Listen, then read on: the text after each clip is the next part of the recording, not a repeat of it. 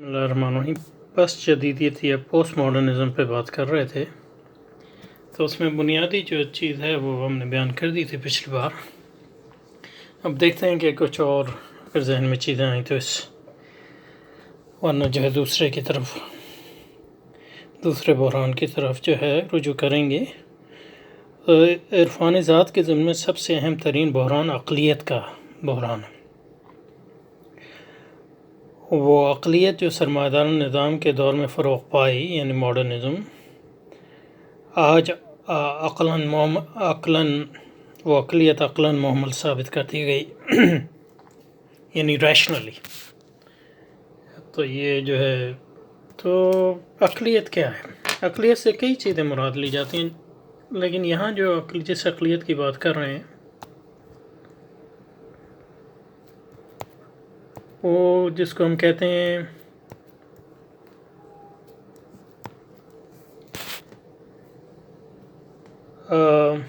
انگریزی میں کہتے ہیں اس کو سبسٹینشل ریشنالٹی۔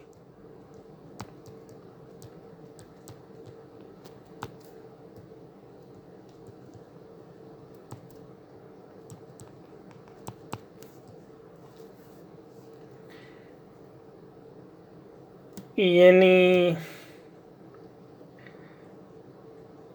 سبسٹینشل کو اردو میں کیا اس کا ترجمہ کریں گے؟ تو سبسٹینشل ریشنالٹی کا ایک ترجمہ تو ہم کر سکتے ہیں اساسی، اور دوسرا ترجمہ ہو سکتا ہے جوہری۔ میرا خیال ہے جوہری جو ہے زیادہ مناسب ہے، اس کو سمجھاتا ہوں۔ جوہری عقلیت سے مراد وہ عقلیت ہے جو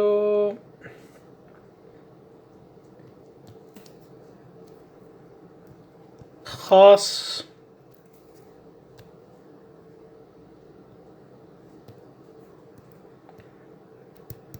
عقائد اور نظریات کو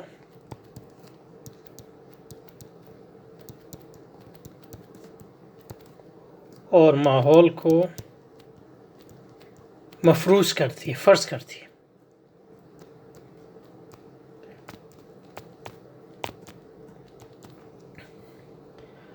تو اس عقلیت سے وہ عقلیت مراد نہیں ہے جو انسانوں کے درمیان جو ہے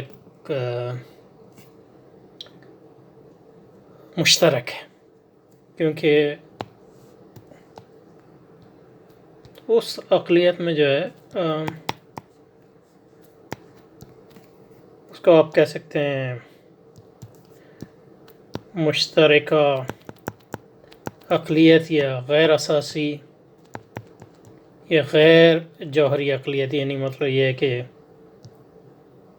جو عقل کے وظائف ہیں، یعنی مطلب یہ ہے کہ کیا عقل کے وظائف ہیں، یعنی ہماری معلومات کی ترتیب ایک وظیفہ ہے،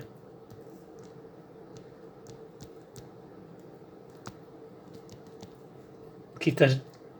ترتیب جو ہے ایک وظیفہ ہے۔ تو یہ کافر بھی کرتا ہے، مسلمان بھی کرتا ہے، مشرک بھی کرتا ہے،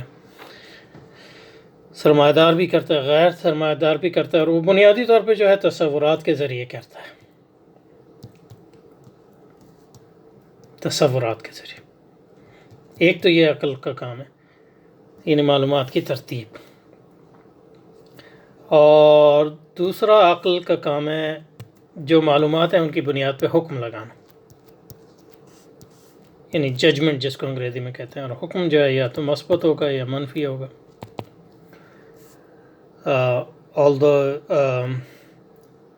تیسری صورت بھی ہو سکتی ہے کہ آپ سسپینڈ کر دیں ججمنٹ، جو دو چیزوں کے درمیان جو ہے۔ تو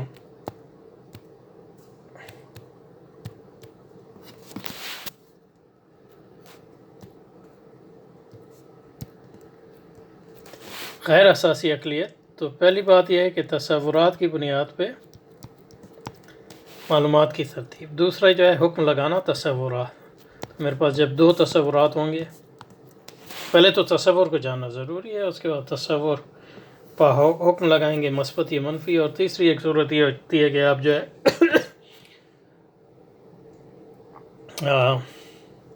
ججمنٹ کو سسپینڈ کریں، یعنی معطل کر دیں، کیونکہ آپ کا ذہن نہیں بن رہا۔ اور تیسری اہم وظیفہ جو اس اقلیت کا ہے وہ جس کو کہتے ہیں انفرنس انگریزی میں، اور انفرنس کو اردو میں یا عربی میں کہیں گے استنتاج میرے خیال میں. اور انفرنس کا مطلب یہ ہے کہ آپ معلوم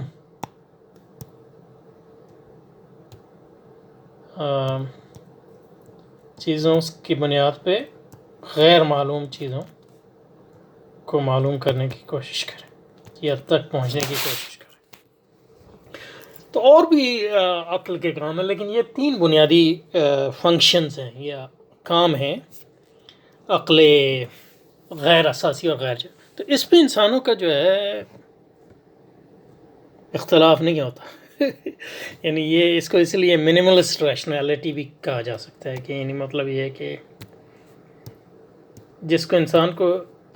انسان ناطق جو کہتے ہیں وہ اس بنیاد پہ کہتے ہیں منیملسٹ. لیکن اس بنیاد پہ یہ فیصلہ نہیں ہو سکتا کہ آپ مسلمان ہوں یا غیر مسلمان ہوں، انلیس جو ہے اس پہ یہ بھی حکم نہیں لگایا جا سکتا کہ آپ جو ہے معقول ہیں یا غیر.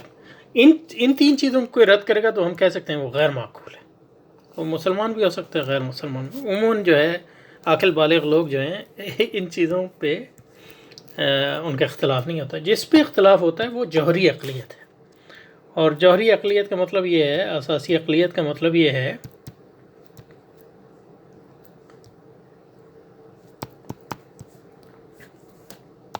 کہ آپ کس چیز کو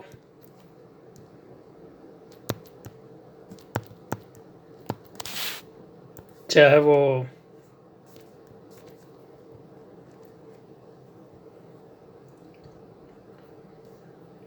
آپ کے عقائد ہوں، چاہے آپ کے اعمال ہوں، چاہے آپ کی آدرشیں ہوں، چاہے آپ کی آرزوئیں ہوں،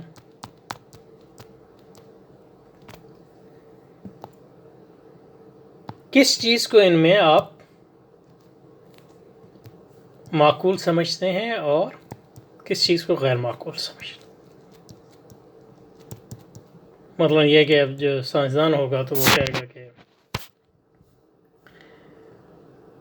یہ سائنسدان نہ بھی ہو، یہ فلسفی جو اللہ کے وجود کو یعنی خالق کے وجود کو نہیں مانتا، وہ کہے گا کہ جو لوگ جو ہے خالق کے وجود کے قائل ہیں وہ غیر معقول لوگ ہیں. اب وہ یہ تو نہیں کہہ رہا کہ وہ عقل کے غیر اساسی تصورات کو نہیں مانتے. وہ کہہ رہا ہے کہ جو عقل کے بارے میں اور معقولیت کے بارے میں اس کے مفروضے ہیں، اس کے سے ہم جو ہے اس کو نہیں مانتے. تو وہ کیونکہ وہ ان مفروضوں کو شمس یعنی مطلب یہ ہے کہ دن کی طرح دیکھ رہا ہے، لیکن ہمیں وہ نہیں دکھتا کیونکہ ہمارے جو نہج ہے اور ہمارے جو مفروضات پیچھے کام کر رہے ہیں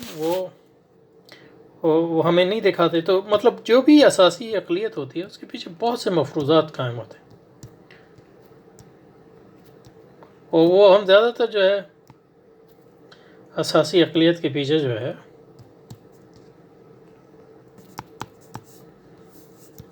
مفروضات ہوتے ہیں. اور وہ مفروضات جو ہیں کچھ تو ایسے ہوتے ہیں جو اس کے بارے میں ہمیں یعنی علم ہوتا ہے شعوری طور پہ یا ایکسپلیسٹلی، اور کچھ ایسے ہوتے ہیں اور بہت زیادہ ایسے ہوتے ہیں جو ہمارے مفروضات امپلیسٹ ہوتے ہیں، ہمیں بھی اس کا مطلب یہ ہے کہ شعوری طور پہ اس کا ادراک نہیں ہوتا. اور یہ جو ہے ہماری ایمانیات ہوتے ہیں. ہر جو اساسی عقلیت ہے وہ ایمانیات پہ قائم ہے. سمجھے نا؟ تو کہاں سے بات شروع ہوئی؟ پیچھے چلیں دیکھیں کہاں سے بات شروع. اب جو عرفان ذات کے ضمن سب سے اہم ترین بحران عقلیت کا ہے. تو جس اقلیت سے مراد یہاں لے رہے ہیں وہ اساسی اقلیت ہے، ہم غیر اساسی یا غیر جوہری اقلیت کی بات نہیں کر رہے۔ وہ اقلیت جو سرمایہ دارانہ غلبے کے دور میں فروغ پائی، یعنی ماڈرنزم، آج عقلاً مہمل ثابت کر دی گئی۔ یہ عقلاً مہمل ثابت، یعنی ہوا یہ ہے کہ جو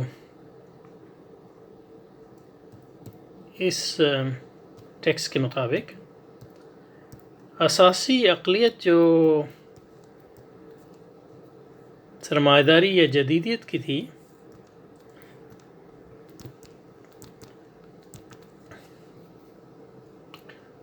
اس کا کیا دعویٰ تھا؟ ایک دعویٰ تو اس کا یہ تھا کہ اس اساسی اقلیت کی بنیاد ایمانیات نہیں ہے، یعنی یہ ایک بڑا دعویٰ تھا اس کا کہ جو ہماری اقلیت ہے، یعنی جدیدیت کی، یعنی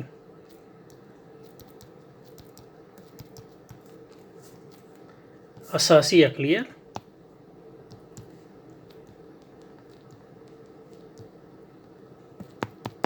اس کی بنیاد جو ہے مفروضات اور ایمانیات پہ نہیں ہے، بلکہ اس کی مراد اس کی مفروضات پہ نہیں ہے،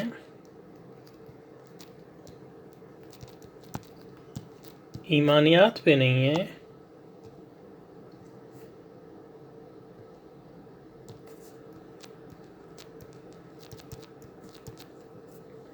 بلکہ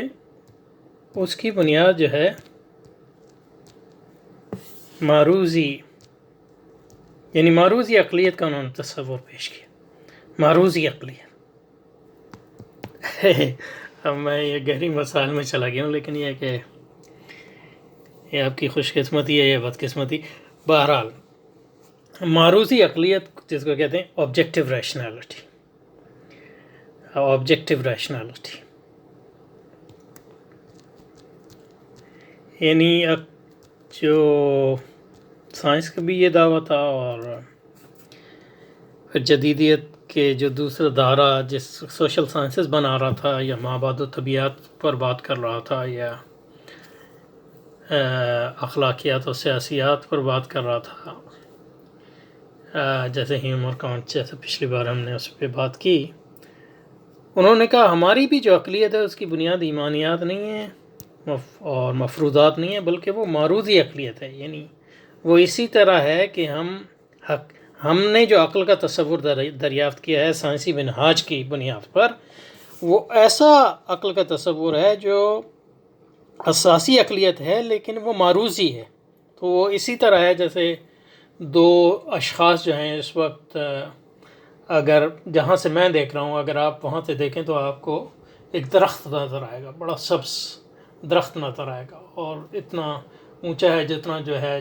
وہ مکان ہے جس کے سامنے وہ درخت ہے، اور اس درخت نے جو ہے اس مکان کو تقریباً چھپا دیا۔ تو اگر آپ دیکھیں تو آپ بھی یہی دیکھیں گے، یعنی تو اس کو کہتے ہیں معروضیت، کہ اس کا میرے مفروضات سے کوئی تعلق نہیں، یا اگر تعلق بھی ہے تو میرے مفروضات اور آپ کے مفروضات ایک ہی ہیں، اور ہم دیکھ سکتے ہیں اس چیز جو وہاں موجود ہے وہ ہم سے، تو اس کا انکار جو ہے ممکن نہیں ہے کہ وہاں ایک درخت ہے۔ اسی طرح جدیدیت نے یہ دعویٰ کیا کہ اس کے پاس ایک معروضی اقلیت ہے، یعنی پہلے جو مذاہب کہتے تھے ہمارے پاس وہی تھی، لیکن وہی تو مطلب یہ ہے اس کو یہ ٹیسٹ کرنا کہ وہ معروضی ہے نہیں ہے ناممکن ہے، یا فلسفی کہتے تھے ان کے پاس عقل تھی، لیکن اس کی بنیاد پہ وہ مختلف جو ہے فلسفیوں نے مختلف جو ہے فلسفے بنائے، مختلف جو ہے نظریات بنائے، لیکن یہ سائنس کی بنیاد پر آج ہم نے ایسی معروضی اقلیت کا منہاج دریافت کیا جس کی بنیاد پر نہ صرف یہ کہ ہم کائنات کو سمجھ سکتے ہیں، بلکہ وہ اپنا مابعد طبیعت کو بھی سمجھ سکتے ہیں، اخلاقیات کو بھی سمجھ سکتے ہیں، معاشیات کو بھی سمجھ سکتے ہیں، سماجیات کو بھی سمجھ سکتے ہیں، مفروضات کی بنیاد پہ نہیں، ایمانیات کی بنیاد پہ نہیں، بلکہ معروضی طور پہ، بالکل اسی طرح جس طرح میں دیکھ سکتا ہوں کہ وہ درخت وہاں موجود ہے، تو یہ دعویٰ تھا جدیدیت کا کہ اس نے معروضی عقلیت کو دریافت کیا. دعویٰ کیا تھا جدیدیت کا؟ کہ اس نے معروضی عقلیت کو دریافت کیا.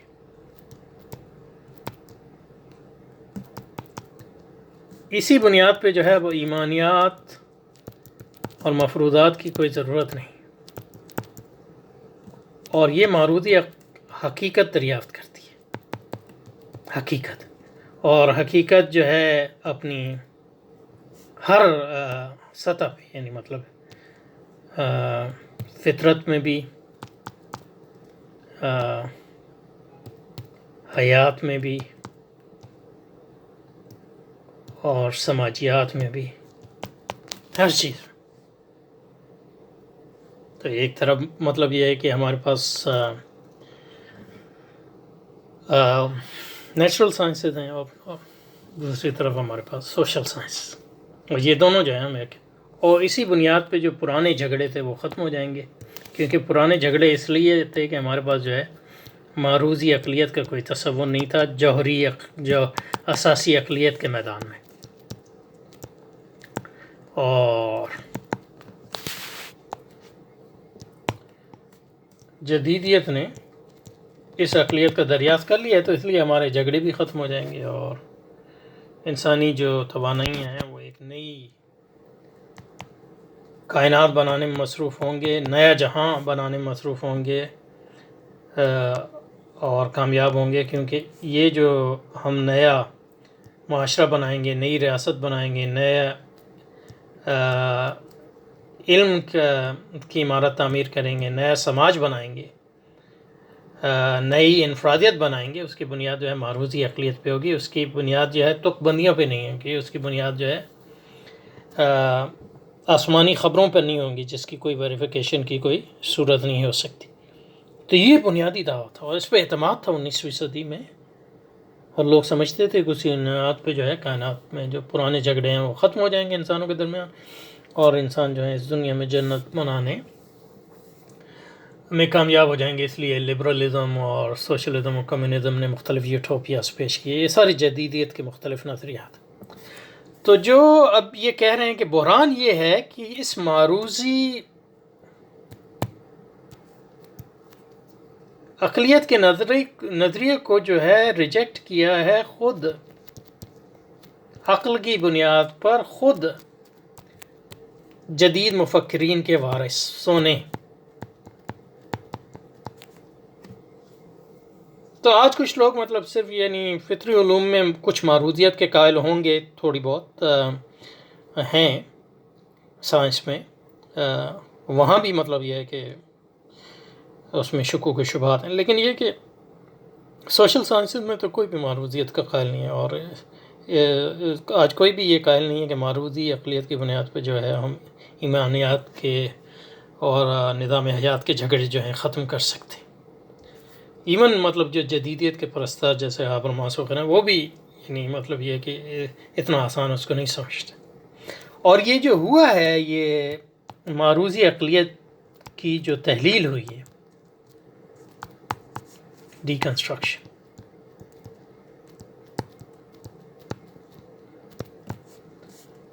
وہ خود جدیدیت کے اندر سے ہی نکلی ہے. اور اس کو آپ کہہ سکتے ہیں ایک پس جدیدیت کے آپ،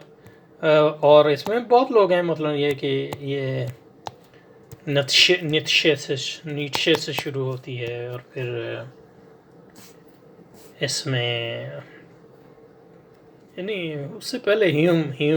ہیوم سے ہی شروع ہو گئی تھی،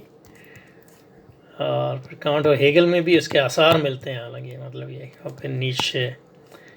اور نیچے کے بعد پھر مطلب یہ کہ آپ ہائیڈگر پہ آ جائیں، وٹگنشٹائن پہ آ جائیں. یہ بڑے بڑے فلسفی ہیں جنہوں نے معروضی عقلیت کو فینومنالوجی کو آپ دیکھ لیں، پوری ایک تحریک ہے. اس کے بعد جو ہے یہ، اور یہ جو پس جدیدی لوگ جن کا ذکر کیا ہے وہ انہی نیچے اور ہائیڈگر اور وٹگنشٹائن کے سے متاثر ہیں، اور ہیوم سے متاثر ہیں،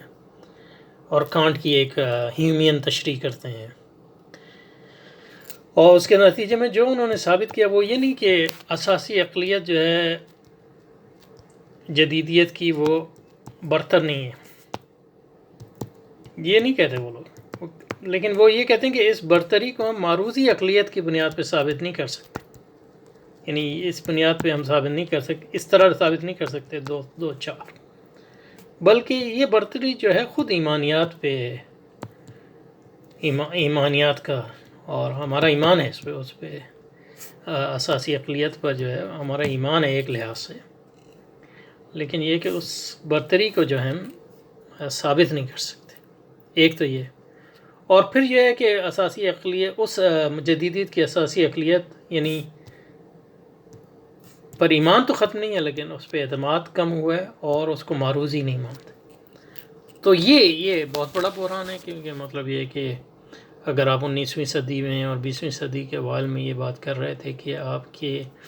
جو نیا نظام حیات ہے، سرمایہ ہے، جمہوریت ہے، کائنات کی ابدیت کے نظریے ہیں، یا